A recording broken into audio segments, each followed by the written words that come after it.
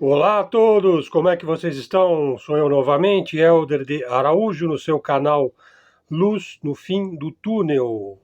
Neste 19 de março de 2024, uma terça-feira em São Paulo, capital, Zona Sul, por volta de 29 graus.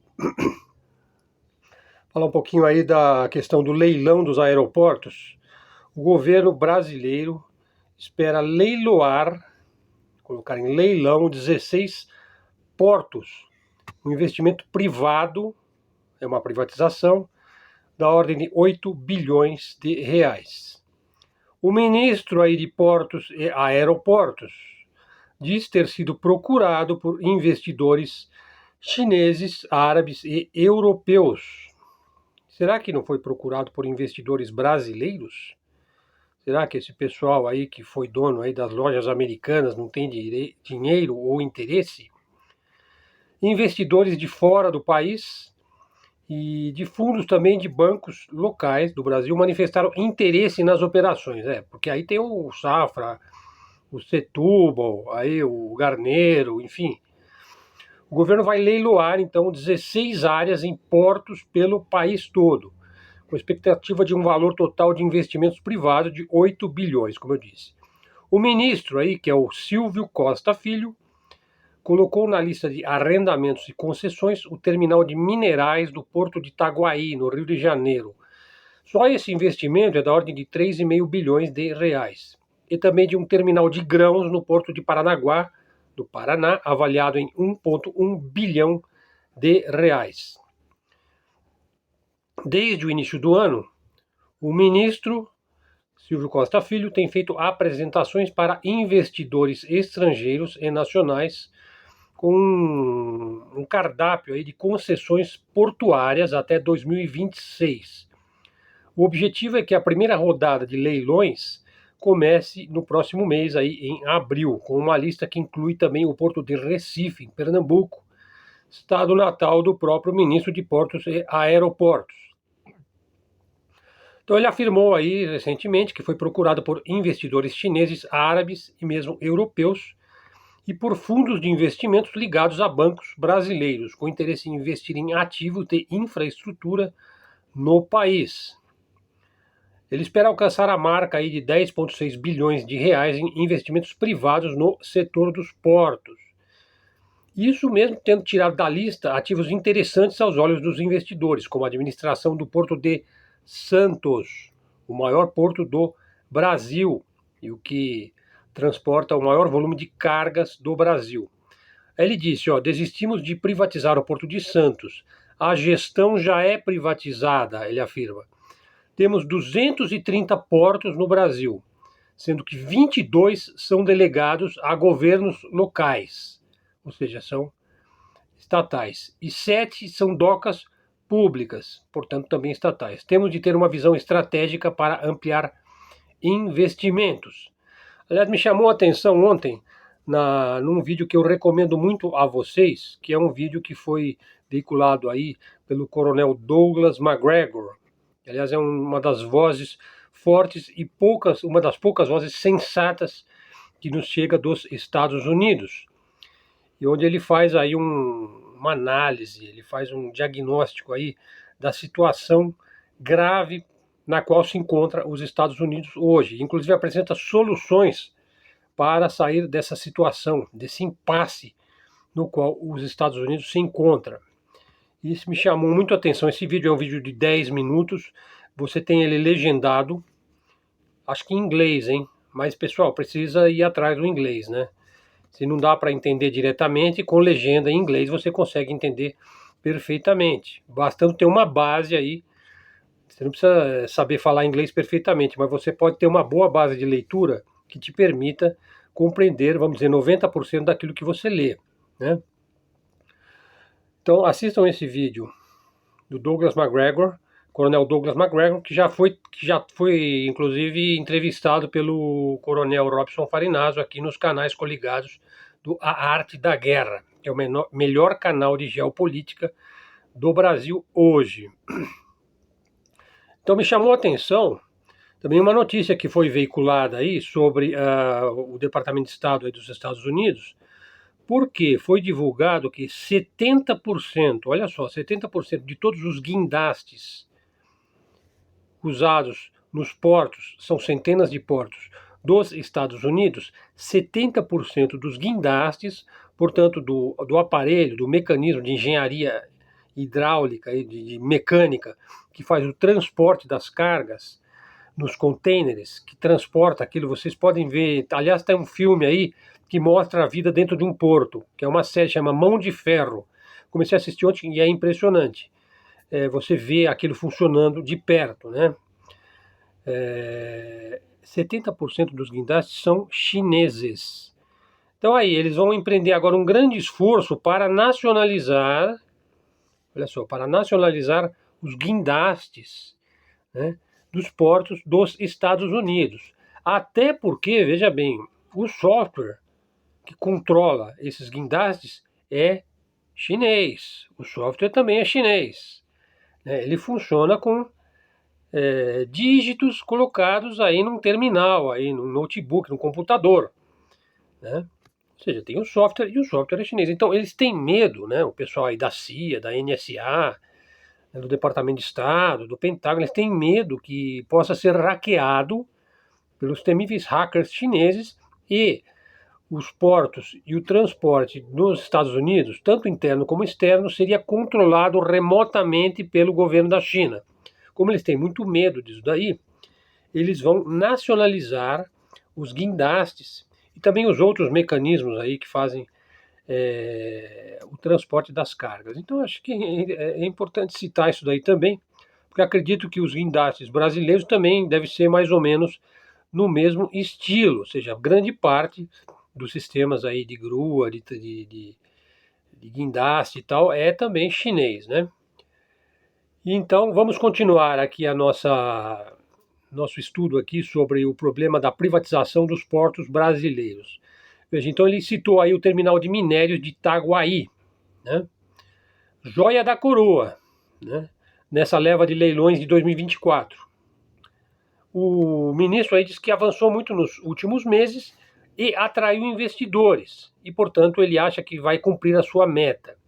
Ele intensificou aí o diálogo com a Agência Nacional de Transportes Aquaviários, a ANTAC, que acredito que seja coligado à Marinha do Brasil, para identificar projetos que podem ser alvo de leilões. Veja, ainda que trate dos mais importantes corredores portuários do país, então você veja, tem lotes no Porto de Santos, de Paranaguá, né? O ministro afirma que o objetivo do governo nesses leilões é descentralizar o investimento no setor para diferentes regiões do país. Na prática, significa vamos privatizar, né? E na região norte, veja só, tem ofertas para o Amapá, o Porto de Santana, estratégico para o governo no âmbito da Agenda de Integração Sul-Americana, capitaneada aí pelo Ministério do Planejamento. O projeto é fazer com que o terminal de Santana, o Porto de Santana no Amapá, abasteça os países da costa setentrional, veja, Guianas Francesas, Guiana Inglesa e Suriname, as Guianas. Portanto, aí você vê a ação da política brasileira no sentido de integração sul-americana. Veja, eu não tenho medo nenhum da integração sul-americana. Eu não tenho medo disso daí, eu não acho que isso aí não tem nada a ver com comunismo, como prega os neocons e os ANCAPs bolsolavistas. Eu acho que tem que integrar a América Latina, sim, para os interesses da América Latina, não para os interesses do imperialismo, do excepcionalismo norte-americano, que jamais desejará o desenvolvimento da América Latina. Veja bem, vamos colocar os pingos nos is, né, como diz aí o Reinaldo Azevedo, né? Integração sul-americana para os interesses dos países sul-americanos. Sempre houve uma concentração muito grande, continuando aí, de cargas aí no Porto de Santos, pois que ele representa 30% do escoamento da produção do Brasil e é o maior porto da América Latina, o Porto de Santos. Então, além de melhorar a governança e trazer novos empreendimentos, a gente está trabalhando para pensar o Brasil de maneira mais descentralizada. Veja, eu acho que isso de descentralizar é uma obsessão neoliberal, né? Veja, será que vai melhorar a qualidade de vida dos trabalhadores do porto, dos estivadores, dos transportadores? das cargas, dos profissionais, dos trabalhadores, né, dos profissionais, será que vai conseguir uma maior agilidade em termos de tempo? Que é uma coisa que tem sido criticado, é que uma carga no Brasil demora mais para ser transportada do que uma carga, por exemplo, na China, né, ou na Noruega. Por que demora tanto? Será que privatizando, aí descentralizando, como ele disse, quer dizer, entregando na mão de investidores chineses, americanos, etc., será que vai ficar mais eficiente? Hein? É uma pergunta, hein? Segundo o ministro, as atividades no setor portuário cresceram mais do que o PIB no ano passado, 6%, sendo que a economia brasileira cresceu aí no máximo 3%.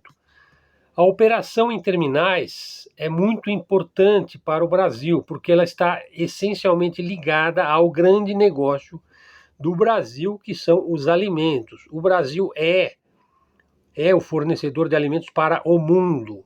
Aliás, eu já disse, metade da comida hoje no mundo sai do Brasil. Pessoal, metade ou está perto da metade. Ou seja, os terminais estão ligados ao agronegócio, responsável aí, então pelo transporte de milho, trigo, soja, né? E cresceu 22% aí ultimamente. Daí que ele deseja então leiloar, como eu já disse, 14,5 bilhões em áreas portuárias até o fim do mandato de Lula, o que inclui o arrendamento de um terminal de granéis líquidos no Porto de Santos. Então, vai ter um terminal de granéis líquidos no Porto de Santos, no valor de 491 milhões ainda neste ano. No próximo ano, o cardápio inclui a concessão dos canais de acesso aos portos de Paranaguá e Itajaí, que fica em Santa Catarina. Operação que é inédita no Brasil. A concessão do acesso ao Porto do Paraná foi liberada pela ANTAQ, que eu já citei aí, no ano passado. E do terminal catarinense deverá entrar em audiência pública nos próximos meses. Bom, vocês sabem, a gente é sempre cético quando se trata de privatizar, né, aquela infraestrutura que foi construída por ação do Estado brasileiro ao longo de décadas aí. A gente sempre desconfia desses processos neoliberalizantes que vão acabar na mão de investidores aí, sempre ligados aí, coligados nas grandes financeiras aí, na Vanguard, na BlackRock, State Street, nos fundos Morgan e outros fundos, né?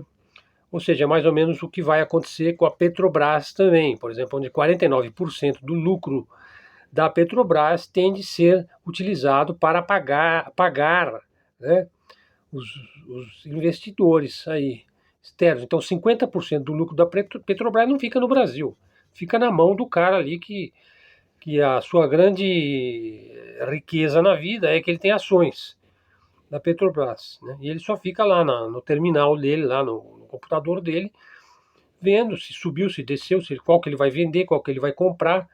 Quer dizer, é uma pura especulação, né? Por isso que eu tenho um certo receio de privatizações e de descentralização de ativos infraestruturais brasileiros. Alguns países, por exemplo, os Estados Unidos, está seguindo o caminho inverso. Ele está reestatizando as empresas privadas, como eu falei do guindaste, né? Ele está reestatizando ativos que pertencem a outros países, ou que dependem aí de uma cadeia de ações que, no fim das contas, não está nas mãos deles.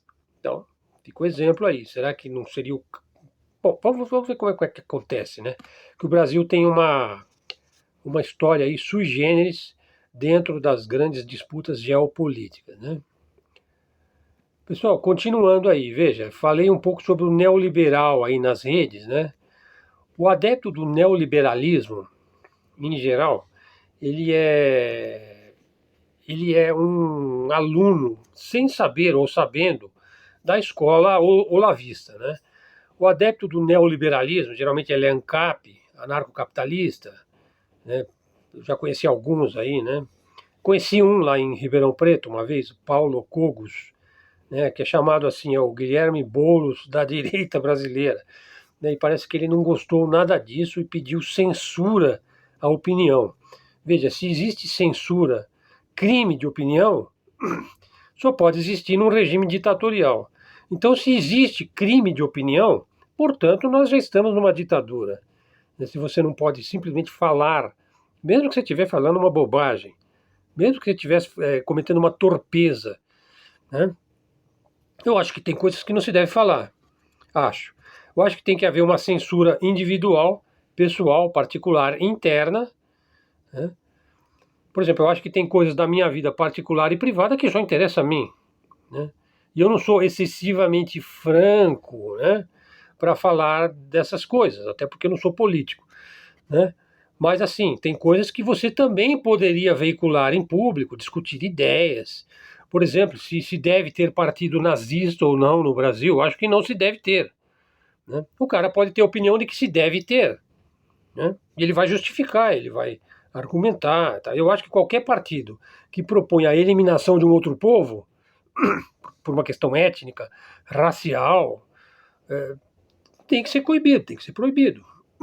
Não pode haver, né? Por exemplo, uma religião que pregue a destruição de outra religião não é uma religião verdadeira. Não é uma religião que possa servir à causa do ser humano, enquanto ser humano. O ser humano ele tem que pensar que ele pode um dia, né, conviver, né, se não fraternalmente, pelo menos em termos de tolerar os outros povos, os outros países, as outras nações, pelo menos aprender a tolerar e a conviver num estado de tolerância, né? Porque conviver num estado de intolerância é guerra, né? Aí não tem solução nenhuma, né?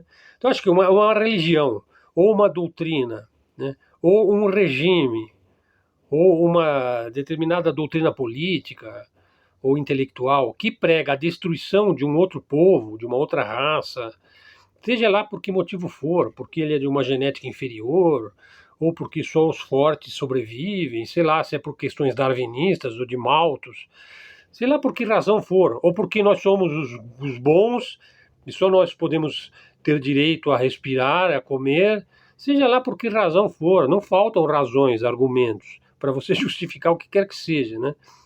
A questão é que esse tipo de religião, de doutrina, de mentalidade, pode ser debatido em rede? Pode, eu acho que pode. Você pode debater, você pode ter opinião, inclusive. Agora, o que você não pode é usar aquilo como propaganda para realizar aquilo lá. Aí você tem que coibir, você tem que proibir, você tem que impedir, né? Que a ideia de destruir o outro, de destruir o próximo, prevaleça. Porque senão você vai ter o mundo de Deus, nenhum Deus e todo mundo contra todo mundo, né? A união faz a força. Nós precisamos de união aqui no Brasil, de unidade. Inclusive, unidade do povo, porque essa divisão direita contra esquerda é espúria. É uma coisa idiota implantada aqui que faz a cabeça de muita gente aí que acha que tudo é uma questão de Lula contra Bolsonaro, sabe? E na verdade não é. Não é nem o lado ruim da direita, nem o lado ruim da esquerda. A gente deveria pegar o lado bom da direita, do empreendedorismo, e o lado bom da esquerda, que é a justiça social, né, e a política pública. Se você não juntar as duas coisas e não fizer aqui no Brasil, não adianta o chinês fazer, o americano fazer, não, o brasileiro tem que fazer. Sabe? Então vale mais, como eu já disse no meu outro vídeo, você fazer um Jeep aqui no Brasil, pagando mais caro, mas você produziu as peças aqui, com o engenheiro daqui, com o trabalhador daqui, do que você comprar pronto o jipinho aí, sei lá, da China, dos Estados Unidos, ou da Alemanha ou da França, tá? Porque é mais barato se eu comprar pronto. Quer dizer, isso é uma mentalidade colonizada, colonial. Quer dizer, você fica feliz com o seu jipinho, mas você não sabe fazer o jipinho. Você não é capaz de fazer. E, portanto, se você não é capaz de fazer, na hora que você for precisar dele, numa situação de urgência, você não vai ter as peças, você não vai ter como repor, né? Você não vai ter aquilo que você precisa. Por quê? Porque você não sabe fazer. Você está entendendo? Então, o adepto do neoliberalismo, ele só considera o mundo um lugar digno de se viver se o sistema que o beneficia, geralmente ele é classe média alta, estiver imposto a todos os povos do mundo. Pessoal, isso não vai acontecer. O neoliberalismo não vai vencer, pelo contrário, ele já está fracassando. Pior ainda, o imperialismo ocidental está freando.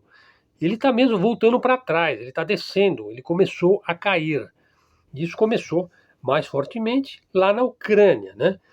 Agora vejam, países que viveram revoluções de cunho marxista, por exemplo, a Rússia e a China, deram a volta por cima. Veja, o Ocidente implantou lá essas ideologias, que são filhas do liberalismo.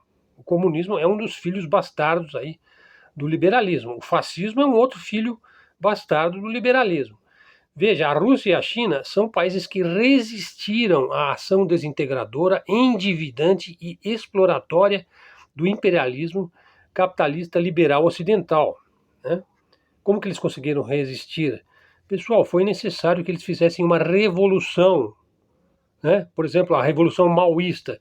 E a China conseguiu expulsar o invasor estrangeiro da China. Do ponto de vista da China, é isso que importa. Agora, você não faz omelete sem quebrar ovos. Eu já fiz vários vídeos mostrando que as perdas humanas devidas à ação do liberalismo é muito maior do que as perdas humanas havidas nas revoluções comunistas, que são grandes, é preciso dizer, né? Só que é preciso saber realmente o que está acontecendo.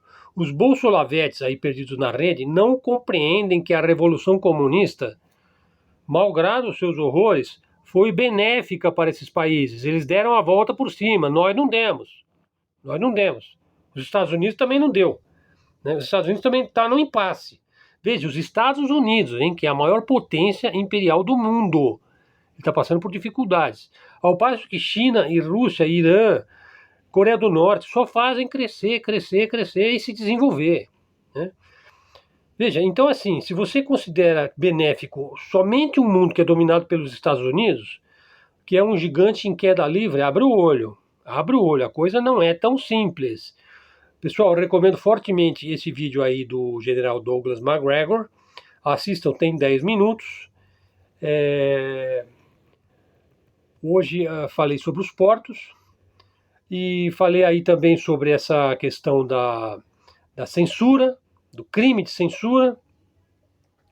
E hoje você tem aí a censura, as guerras proxies, a guerra lá da Ucrânia, a guerra em Gaza, a manipulação midiática. Por exemplo, tem gente que acha que a mídia veicula fatos. Não, a mídia veicula propaganda. O wokismo, o identitarismo. Quer dizer, na verdade, a única saída para o establishment americano hoje, já que ele não pode fazer mais nada pelos outros países, ele já fez tudo que ele podia fazer de bom e de ruim, é vender essa porcariada toda aí, ó, censura, guerras infinitas, vender armas. Né? Quer dizer, só se fala disso nos Estados Unidos. Ou então de divisão política. Nós contra eles, eles contra nós. E vender essa falácia mentirosa aí da luta contra o terrorismo. Né? Pode prender o Trump, pode prender o Bolsonaro, mas com certeza, veja bem, surgirão figuras muito mais radicais na direita. Então é isso que a gente prevê aí para esse período que vai chegando aí e poucas pessoas estão preparadas para isso. Veja, pessoal, para terminar o vídeo, veja, e ainda falando sobre o neoliberal, o típico neoliberal, o ANCAP, aí, o anarcocapitalista brasileiro, ele acha que pode descrever a realidade usando os jargões ideológicos e ultrapassados do professor Olavetti aí. Tome a China, por exemplo. A China jamais seria o que ela é hoje, a segunda potência mundial e em vias de se tornar a primeira, sem a revolução do Mao Zedong, que o pessoal odeia, detesta, mas o chinês não detesta. Pelo contrário, eles já corrigiram, inclusive, as distorções, os erros do maoísmo. Porque a revolução não é, bem falou Rui Costa Pimenta, quando ele deu a entrevista de terça. Ontem aí nas redes você também encontra a entrevista de terça-feira, que ele deu junto com o Robson Farinazzo. Revolução não é nunca um fracasso ou um sucesso absoluto. Não existe isso, de uma revolução que foi um sucesso absoluto ou um fracasso absoluto. Não, ela é um processo social, ideológico, mental, em curso, com avanços e recursos incessantes. Quer dizer, eu estou advogando aí pela revolução? Não, eu não estou advogando pela revolução. Eu estou dizendo que a revolução é uma realidade. A gente vive dentro dela. Pessoal, é isso aí. O vídeo já ficou com 24 minutos, 25 minutos. Espero que vocês gostem aí do nosso conteúdo. Todos os nossos conteúdos são veiculados no nosso blog, o blog do canal, que é o blog Elder Araújo. Você encontra aí o link para o blog na descrição do vídeo. O blog é bastante interessante, são os meus próprios artigos que eu uso aqui no meu canal. Esse canal foi feito a pedidos, né, para os nossos seguidores, que são nossos fiéis aí, espectadores aí, que nos dão like, nos dão sugestões, nos fazem comentários, nos trazem seguidores para o canal. Enfim, o nosso seguidor aí é a pessoa mais importante para nós, as pessoas que nos ouvem e compreendem o que a gente está querendo dizer, né, e que simplesmente não vão nos julgar por causa da nossa barba, ou por causa da nossa biblioteca, ou por causa do nosso chapéu. Não, vão pensar a respeito, que é um canal de reflexão, de livre debate, de livre pensamento, né? É um canal de mídia independente, de mídia alternativa. Ok, pessoal? Então agradeço a presença de todos aí. Se gostarem do vídeo, se quiser me pagar um cafezinho, tá aí o Pix na descrição do vídeo. Muito obrigado a todos. Até a próxima e fiquem com Deus.